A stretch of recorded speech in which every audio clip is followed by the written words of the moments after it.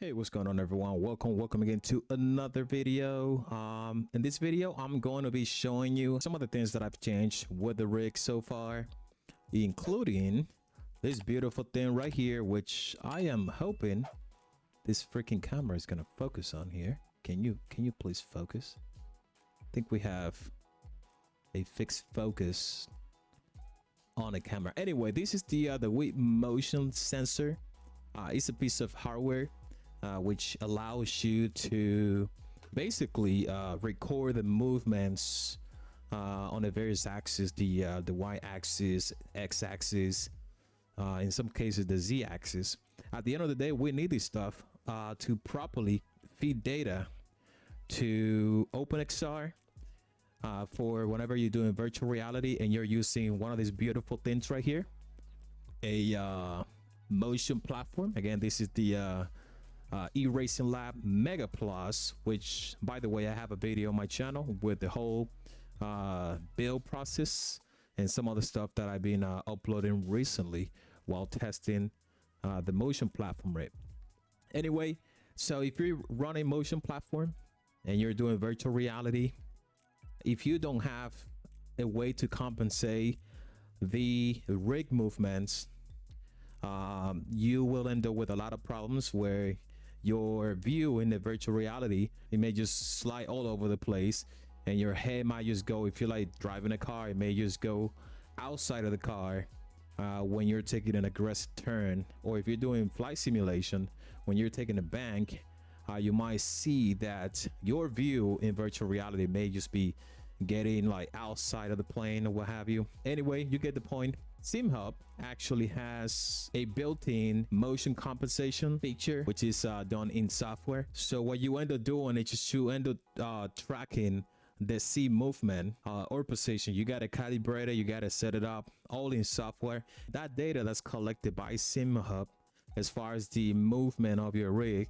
is then fed to OpenXR motion compensation, and then OpenXR motion compensation does its magic by compensating the rig movement. That way you don't have those problems that I described earlier. Now, the thing with SimHub motion compensation is that, in my opinion, I've been testing it for a little bit, it doesn't do like an amazing job. It actually does work, but in other times you may see problems where it is just not compensating properly. Like the data that's sent to OpenXR, it's just not good enough in some cases, where you end up just having the same problems as if you were not even using motion compensation. Anyway, aside from the motion compensation, I got myself this I think these are Govee. These Govee lights, I think it's probably better if I just go ahead and run SimHub here. But I'm gonna go to the ambient light and I'm gonna enable it. So I don't think I have this connected to power, so hopefully that's still running. So let's take a look here. There you go. I'm not sure if you caught that on camera. As you can see, those lights are actually up. So what I'm gonna do is I'm gonna try to play like one of my videos that I still have. All right, so what the way this thing works is that you can set this up in SimHub in a way that it tracks the colors on various sides of your monitor, the monitor that you're using to play games. And based on the color, if you notice, this is a little reddish. And look at the color here on this side. If you check the other side, it doesn't have red because there's no red on the other side. So it kind of tracks the colors on your screen, on the various location of your screen, and it just simulate those colors on the Govee light pretty much. So that just adds some level of extra immersion. And the way that I manage these lights, I use some 2020 extrusion here that I have laying around from a Hotax desktop mount. I'm not sure this is gonna focus here. This little plastic here comes with the Govee lights, so I just drill some holes so I could put some T-nuts within the 2020 and put those little bolts in there to hold it in place. So it looks, I mean, it looks pretty decent, to be honest.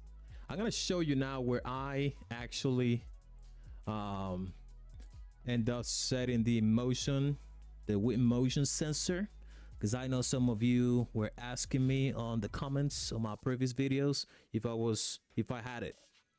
So I'm gonna probably need to either enable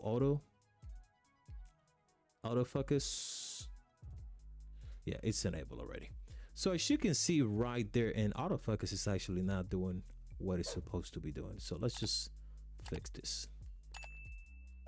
All right, so there is the motion sensor right there. So the way that I put this in there, I actually end up using some, I believe it was M4 Type A T-nuts. So I can put them on this aluminum extrusion here that comes with the GT Omega Prime, and I just fixed them in place, as you can see there. Let's see if I can just use my left hand here. So as you can see, it is really tight in place, so it is hidden away. It's not getting in the way of the aesthetic of the rig. And again, this is where I am terminating all of my cables for my peripherals. As you can see, I have mounted like some of the USB hubs here. There's another one over there, and then there's the power USB hub is right here. Anyway, so I just end up using or fixing the Wit Motion Sensor on this location here. So now all I'm missing right now, I just to plug the USB cable that has this little other male connector that goes in here, and that's going to allow this little device here to start working and tracking the various movement or position of the rig, pretty much. So that's where it is. I'm gonna start playing around with how I can have this device feed data into OpenXR, because SimHub doesn't support this Wit Motion Sensor.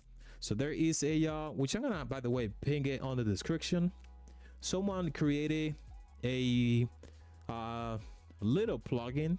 That little plugin get data from the Wit Motion Sensor and send it to the OpenXR directly. So yeah, so that's pretty much what I have going on for my rig at the minute.